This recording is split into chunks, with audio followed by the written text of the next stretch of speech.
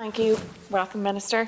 For me, housing is the biggest issue that our country faces, and COVID was an inconvenient distraction from that. But it has also evolved thinking around housing and community and quality of life. How and where we can work, and therefore how and where we can live. By restricting our movements, we did restrict spending, and more buyers have been able to save their deposits. The effect of COVID and Brexit on building materials and costs, and of course the knock-on effect of the closure of construction. So there is additional pent-up frustration on top of pent-up frustration for people who want to move, who want to start the next stage of their adult lives, which means putting down roots and finding a home. And you do get to that point in your life where you find a good job or a career, you find yourself, and now you want to find your home. And we, unfortunately, too many lives have been put on hold.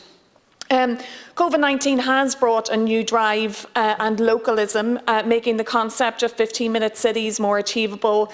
And we need to deliver on that vision too by the development of homes and community infrastructure and amenities together. And this is something that we have talked about it on Fingal County Council. We've talked about it in here. It is as much about providing homes, but also the community that they are in. So the housing needs we're facing today is very different to 2011. It's even very different to pre-COVID. And as my colleague said, the challenges keep coming. And so we do have to be flexible and change with them. But certain themes remain. Homelessness. And I'm glad to see the March report where homeless numbers are down 19% and family homelessness is down 38% and emergency accommodation down 75%. The lowest since June 2017, but it's not enough. As supply, we've increased the number of homes being built by 300% from 5,000 in 2012 to over 20,000 in 2020. And we have made progress in social housing, with over 10,000 being supplied in 2019, taking 30,000 families off the social housing waiting list over the last 4 years. But again, COVID has taken its toll. And I want to acknowledge the 157 voids that will be refurbished in Fingal this year under the new local authority void scheme, and also the new projects that are starting in Fingal.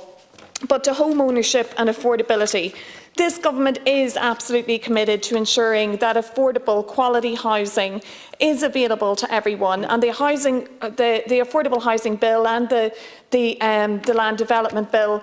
I mean, they are comprehensive bills, and the affordable housing bill is the most comprehensive housing bill in the history of the state.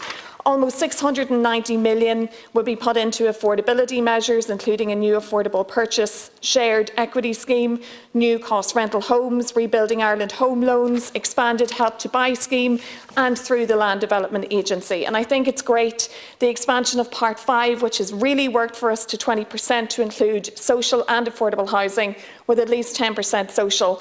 And again, echoing what my colleagues have said about the importance of mixed development across the board. We can see the benefits of it in our communities. The direct local authority build of affordable units, supported by a revamped serviced sites fund, an affordable purchase scheme, the first ever national cost rental scheme, over 400 units, built and occupied in the state, at least 25% less market value, some at 30%, and long-term tenure. And the shared equity scheme to increase first-time buyers' purchasing power for people who cannot quite secure the full mortgage amount to do so at the present time. It could help 2,000 potential owners of this year. So I think it is the combined nature of all of this that will hopefully facilitate the change that we need to see. I do want to raise the issue of building costs as another barrier. A builder told me recently that the timber prices have gone up 100%. In the last 6 months, and that steel has gone up too at 40 to 50%. I'm told that factories and timber mills were closed in the first lockdown. It's a knock-on effect of that, but it is supply chains and Brexit as well. One family I've spoken to, they bought a house to renovate last year when they could see that they could have a home office and they'd have a better life. But now the cost of renovating that home has gone up 60%. And those are the kind of things, and the skills, the supply of skills and the labourers. Those are the kind of things where we do have to be agile and on our toes. And I know that you and your team and the committee are all of those things. Thank you.